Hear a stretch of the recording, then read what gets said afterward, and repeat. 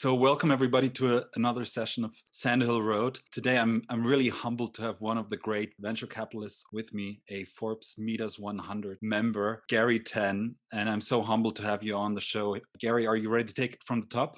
Oh, yeah, absolutely. Thank you so much for having me. So I want to split this episode into three pieces. First off, I want to talk about Garry Tan as a content creator because I think you're really pioneering a number of platforms, starting from Twitter, moving over to YouTube, and now crushing it on Clubhouse. Then Garry as a founder, having started two companies. And then last but not least, Garry as a venture capitalist. Let's start off with Garry as a content creator.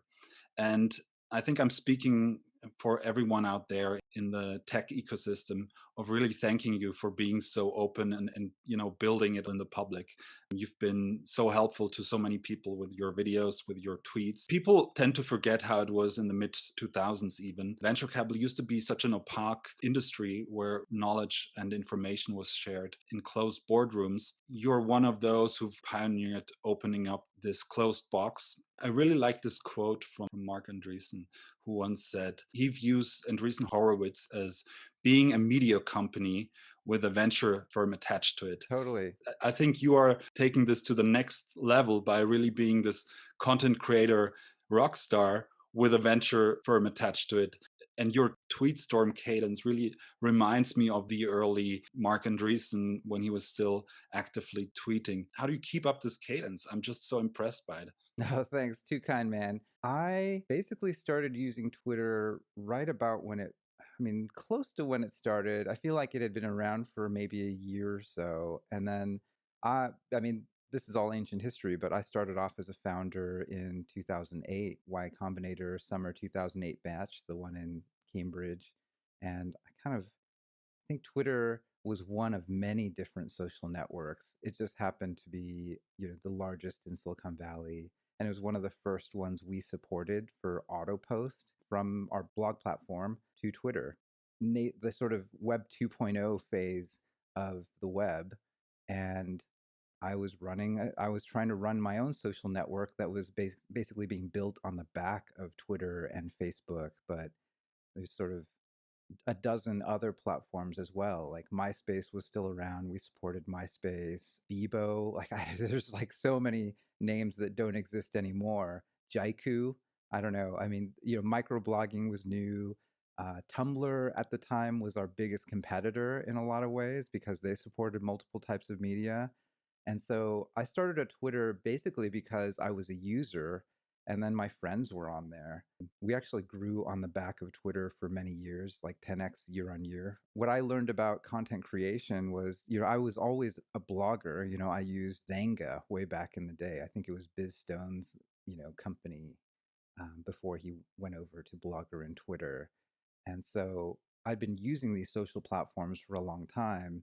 I never really had an audience on any of those, but I was just a fan. Like I loved to find things on the internet I thought were interesting. Before even Facebook, we were making semi-anonymous blog posts under a pseudonym and having our close like 10 or 20 friends sort of comment and read each other's stuff in a daily email digest. So I feel like I've been using social products for a really long time. And then the difference was because I had created one of the platforms, it's one of the funniest things how the creators of these platforms just get elevated. And I didn't expect any of that. It actually came out of one of my growth hacks. One of the reasons why Posterous was able to grow. If someone posted something, whatever it was, and they left it up on a public blog, I made a little dashboard for myself in the software so that every day, as a part of my like ritual of trying to build the community, I'd go through and read and comment on all the public blog posts of the day. And so there are people today that I'm like, sort of Twitter friends with, but I met them just because they randomly saw the TechCrunch article about Posterous, posted something like a photo of a flower or their dog. I would comment every single day. I'd leave like maybe a couple hundred comments on people's blogs saying like, thank you, welcome to Posterous. I would for sure leave a note about their content because I wanted them to know like this isn't like a, auto ad, like, there's a real human being on the other end. And through the process of that, I would actually just see interesting things that just tickled me. I was like, oh, that's fun. That's interesting. So then I would take that and I'd like, obviously it was reshare culture. So I was like, I would link to their thing. Actually, like that's when I worked on the bookmarklet. It allowed you to like clip things from other websites and link it on your own Posterous blog. That's actually how I grew my Twitter very initially. Like I just had a very big queue of things that I would see, and anything that I thought was interesting, I would post. And then people started finding that interesting. And so I guess I've been doing that for, even since 2000, like 13, going on 13 years at this point. So I don't know. It was very incremental, and there's not really a plan other than whatever I think is interesting. I hope other people find it interesting. And even today, I sort of like, why do these people care about my thing? But I'm happy that they do. Honestly. On Twitter, it is a cascade of having one of the large accounts like you have, probably one of the largest accounts in the VC Twitter sphere. Bill Gurley, for example, he tweets, I think, once a week or so. Sometimes he doesn't tweet for a couple of weeks. But your cadence is just like always boom, boom, boom. I just enjoy it. I'm a big believer that every business now is actually a meme. I mean, human consciousness is basically being rewired right now. And I guess in that sense, like it's water to me. Like it's not foreign to me to anytime there's an interesting thing that I think other people should pay attention to, I just tweet it. That's helpful for my business too, because sprinkled in with like the broadly interesting things that I tweet, I also get to tweet like the things I invest in. But those I actually have skin in the game on, where it's like, I believe in it so much that I'm going to, put millions of dollars into that. And you should pay attention to it because I'm going to be very careful about what I invest in because I want the world to be a better place. And if I invest poorly, we waste money and the world gets worse. And how do you personally handle the filter, your personal filter in terms of what you say? Things can be misunderstood, misread. Have there been moments where you've been overthinking a tweet and ended up deleting it before Oh, tweeting I it? delete tweets all the time. It happens all the time. I don't know. Everything is so political these days. I do think twice. I mean, you have to. It's like that's the high wire act of having a large following that's very public. Maybe the filter that I actually run is basically, before I put it out there, do I believe that the person who's reading it will get any value out of it? And then if the answer is no, then I just don't put it out there. I'll text it to a friend and it's like, I'll just be like, hey, I need to vent to you, but blah, blah, blah. Right.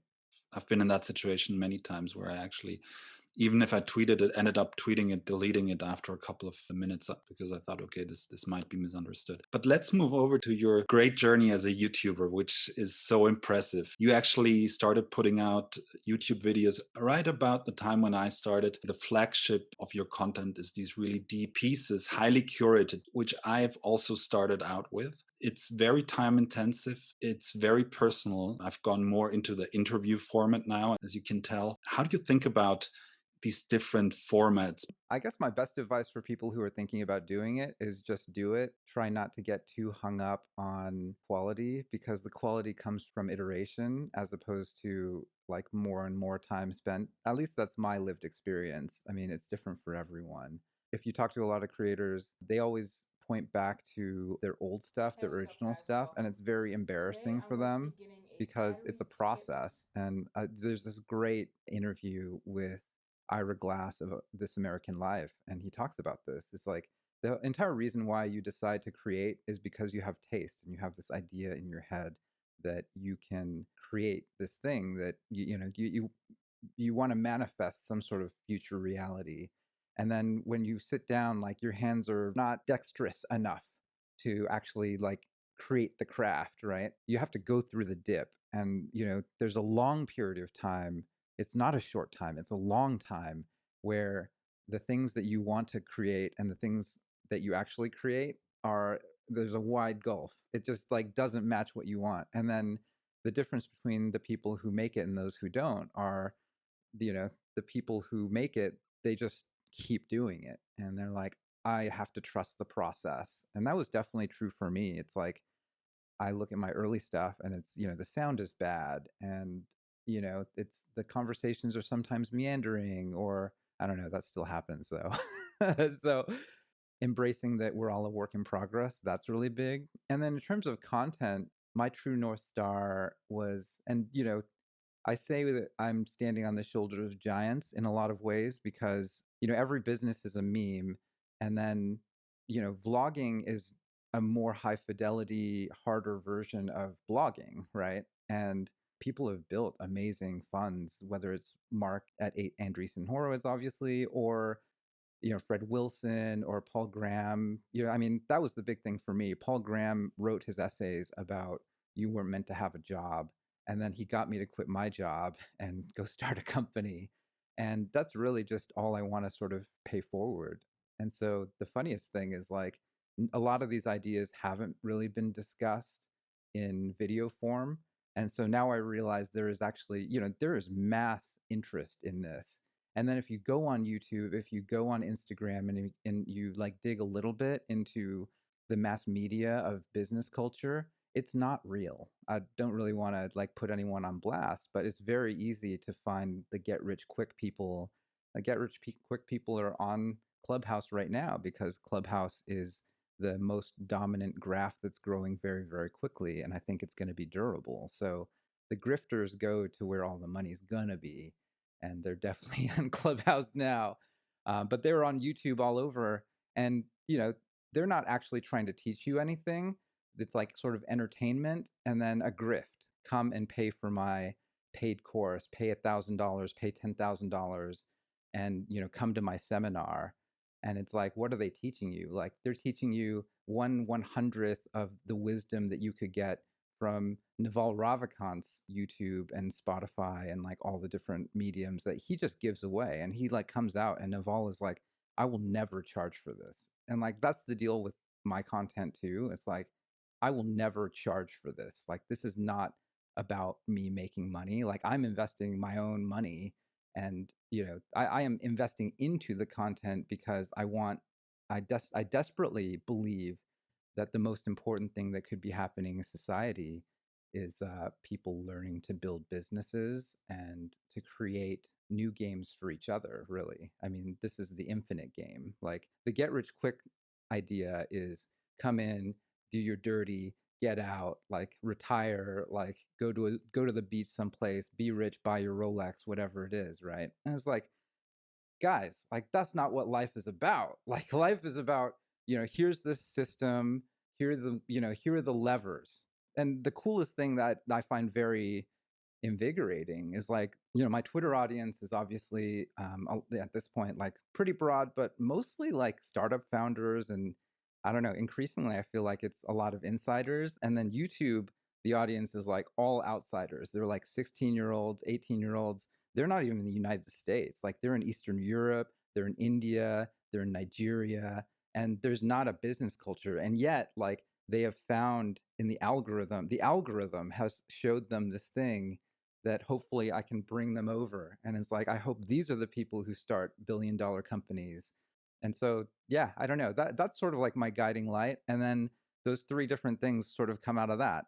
It really is what would be beneficial and what would be valuable and what can I pass on that I learned the hard way. And then when I have guests, it's what can they pass on? That's like the number one question I really like to have is what do you want to say to the 20-year-old version of yourself? And the answers are sort of all over the place and they're always interesting. For me, I mean, I learned such a tremendous amount from the early Y Combinator startup radio when it was still called startup radio with Aaron Harris. Yeah, I Aaron's learned awesome. so many things. These were the early days of the podcasts, like an iceberg of knowledge that's all in audio Yeah, and that's that awesome. people put out there way before everyone had a podcast. That's And then super obviously smart. there's this kid from England, this Harry Stebbings guy, He's great. who's, I don't know, he's 19, he's 20, he starts this thing out of law school in London. He just writes these people and talks to them over the phone, and he becomes this guy who shares knowledge to the next level. I definitely learned from Harry. I loved how he had great editing. I generally think that most content is a little bit too low effort. And then for me, the first whole year, I did all of it. Like I did the editing, even down to like removing pauses between like Yeah, removing likes, removing ums, and removing pauses. I learned that from Harry. So I think that there's real leverage and it's worth doing because I respect my audience so much. It's like, yeah, my time is valuable. On the other hand, like if the content is viewed 10,000 times, then that's like 10,000 times leverage on 2 seconds that I spend trying to make the experience better for someone else. Yeah, I love that you bring that up, removing the arms, because I'm obviously not a native speaker, so every time I do these edits afterwards, I have to remove a lot of my audio and my amps.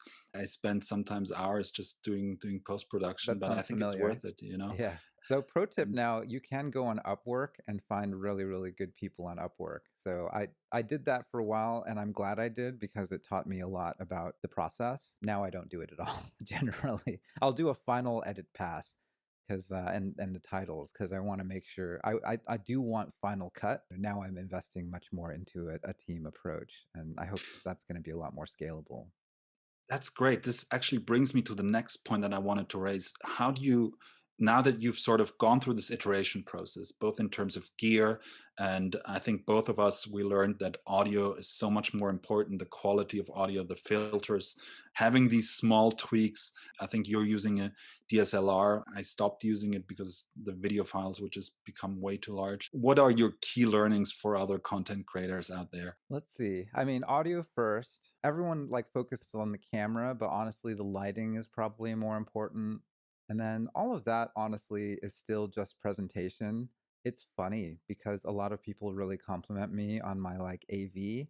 And then I worry because, in design, there's a visual design and then there's the interaction design. And Steve Jobs always points out like design is how it works, not how it looks. And so I do think quality matters because it's just signaling.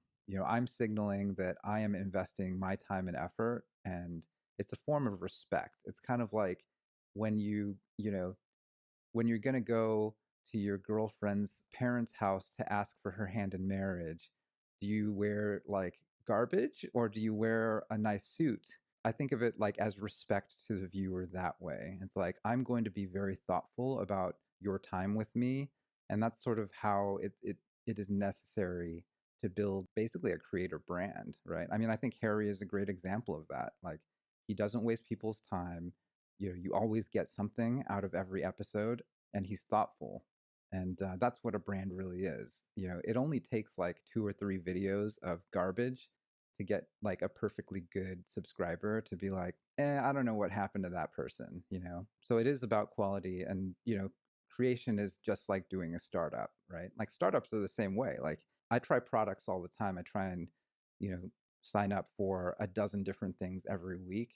And if it doesn't work, I just never try it again. It's like you had one shot, you lost it. Like have some bug fixing, like have some quality, respect your user, right?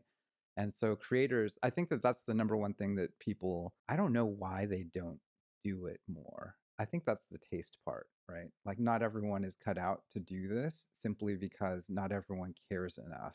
But not everyone is a good party planner and not everyone is a good producer. Not everyone is actually good at this stuff, and that's okay, right?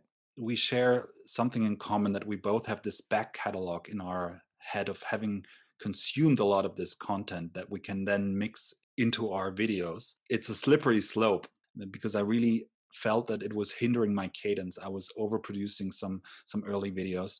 Sometimes Harry quotes someone and he could in theory go back and get the original recording from another podcast, and if you wanted to, you could make every single episode of his into a 1 hour long conversations, and then it obviously wouldn't be the 20-minute VC, which it isn't anymore anyhow. But how do you avoid this temptation of overproduction? Let's see. Probably 6 months in, I basically committed to a weekly schedule at least, and then it's very hard to do because when I overproduced it or I overthought it, then I wouldn't hit my schedule. And it was tough because it was double whammy. Like it took a lot of time. And then at the same time, I was getting like 100 views or like 500 views. But I guess the two things that I did to get through it is one, I stopped thinking about it in terms of like, oh, it's only 500 views. So and so is getting 10,000 views. Why is that? And I started thinking about it as just a multiplier on my time. And it's like, if 500 people watched it to the end, then I just got 500 times my time in.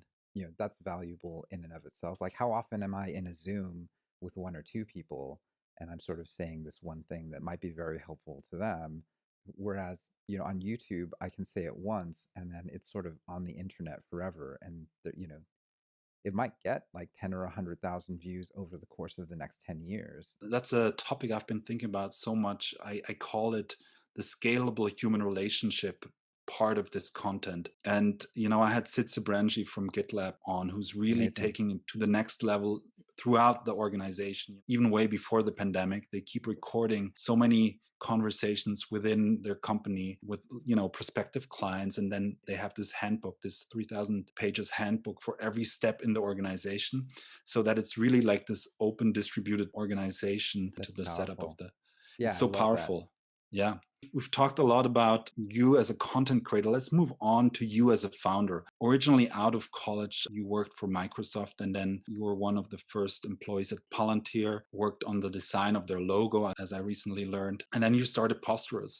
Eventually, you got acquired by Twitter, by the mothership. How was this process from start to finish? How did it also inform you as a venture capitalist nowadays, if you think back on what you would have liked to have had in the ecosystem? Yeah, absolutely. I mean, where to start? Honestly, it's been amazing to see how Y Combinator changed over time. Even by summer '08, though, YC started in 2005. By 2008, Demo Day did have, Fred Wilson from USV come. I mean, they started having Sequoia would always come.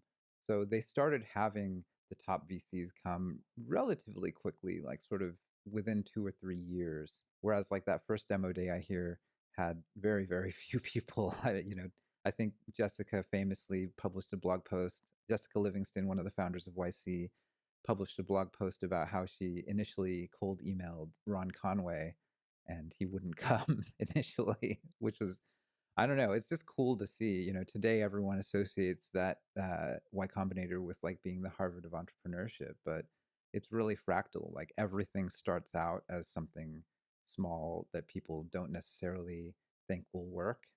And it's through the sheer force of will of the founders that they just keep working on it.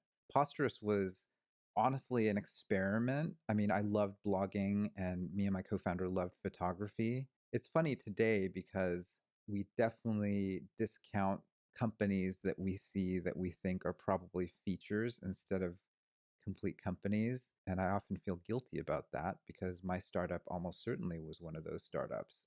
We looked at post by email as a feature of WordPress and Flickr, but none of them had ever made a simple one single email address post at Posterous, and mainly because of there's this idea at the time that emails are very spoofable. Like you can literally telnet to the port and just enter like SMTP commands and pretend to be anyone you want. But in practice, what we found was at the technical level, there was enough that we could do to make it work in the majority of cases, again, like 80/20, that in practice it became actually usable. And I think it's interesting.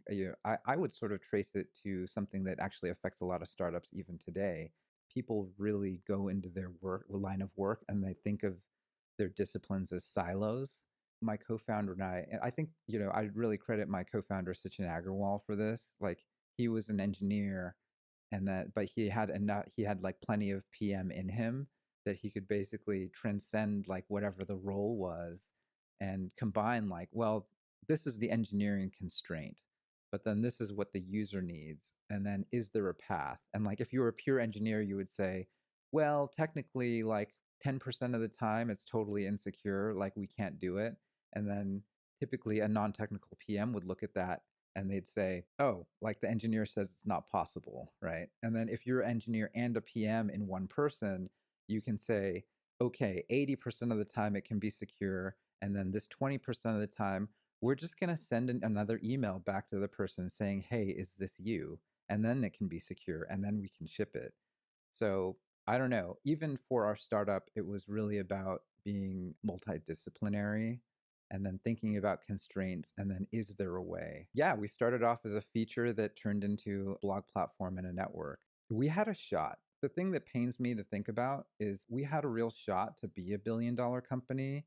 We had all the press, we had top VCs, we had top angels, a lot of the most famous people using it, all the influencers that you would want. We didn't make it. And so I've tried to like sort of go through the various things we did wrong.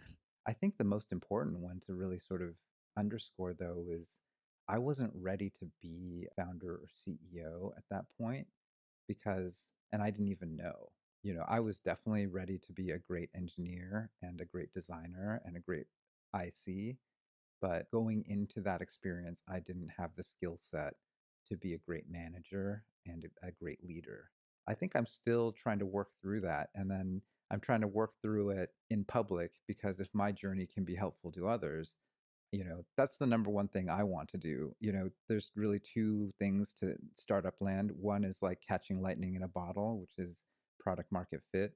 That's very, very rare on its own, but we've had good success of it. Like being able to find founders, we have, I think, 10 companies worth $1 billion or more.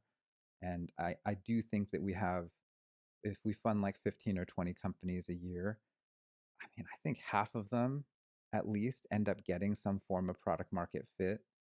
And then the ones that really break out are the ones that hold on to that product market fit over the long haul. And those are the ones that can be unicorns or decacorns or, even worth $100 billion someday. Like I'm and the way that happens is not that first part. The first part is like product design, engineering, building a great product. And the second part, which is as hard, and I'm still trying to figure it out, is like how do you build an organization, really a cult. I mean, a religion, like a cult is too strong. Like a cult is negative, right? How do you build a benevolent cult that like makes money, makes value for the world? Like that's actually what a functioning startup is.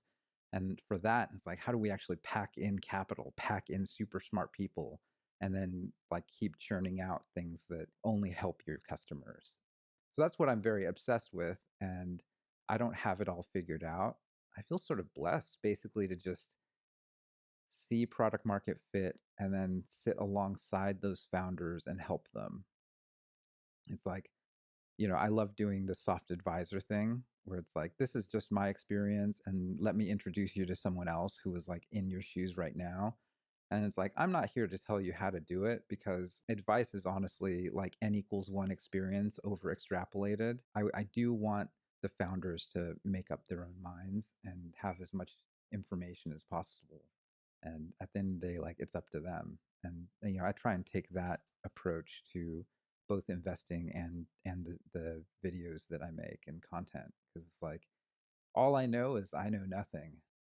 So let's talk about Gary as a VC.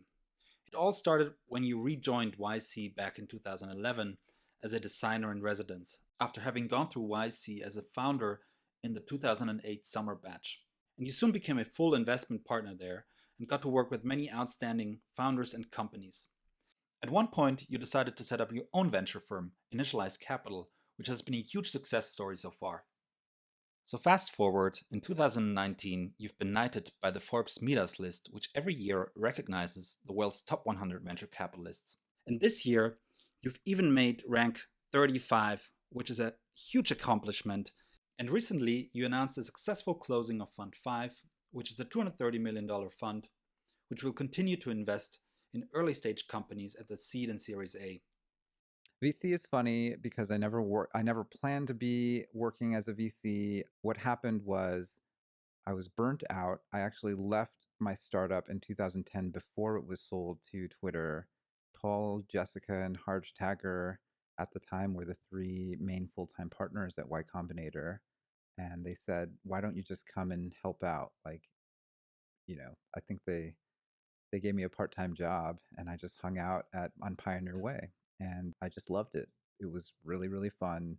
I was just helping people with design, but increasingly just from the number of people I ended up talking to, I found that people were asking me about sort of the full stack of things. How do you raise money? How does it all work?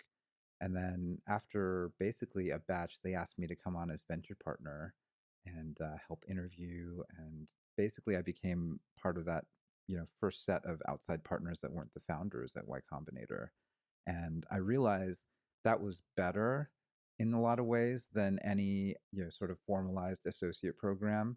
Because even as an associate, if you're cold emailing hundreds of companies per year, like you don't always get a response, and then you don't actually get like the level of depth you get in terms of a relationship as a YC partner. So, reading something like 1,500 or 2,000 applications, doing hundreds of interviews and doing accepts and rejects.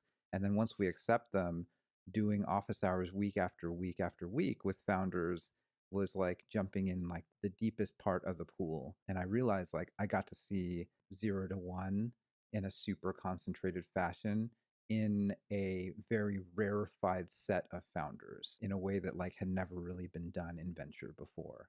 So I really, again, like everything about my career is like, I am super thankful for the people who came before me and gave me my shot, because I do always feel like I'm just standing on the shoulders of giants, like people who have paved the way for me. And for me, all I want to do is keep paying it forward. Like, how do we take the lessons of YC, which is benevolence, help first, find the smartest people and put them in a room together, and then magic happens. I feel very blessed that that is, essentially my job day to day. It's crazy that this exists as a job. And maybe to wrap up this session, I recently tweeted there are two great outcomes to the startup journey. It's either quick and lasting success or fast failure. And you brought home this message of time boxing.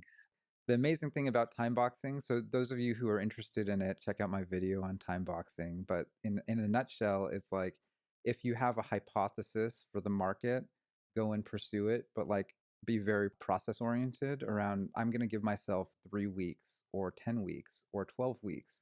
And at the end of it, I'm going to shit, and then I'm going to see what happens. And then I want to prove or disprove my hypothesis in that time frame. And every founder, no matter big or small, can do this for every project. And around YC, I would just tell them, years later, we would do office hours with people who even maybe raise series A or B, and they have to pivot. And I would just reframe them around this. It's like, remember when you were at YC, you had 12 weeks and you had demo day. Like, what can you do in 12 weeks? Well, you did all of these things and you went from 0 to 1 in that time frame. So you can keep doing that over and over again. Don't forget, what it's like to run fast. And in order to do it, constraints will give you freedom. Love it. So, Garry, thank you so much for being with us here today. Big fan. Keep in touch. Thank you, man. Thanks for having me on. Big fan of your Thank show, you. too.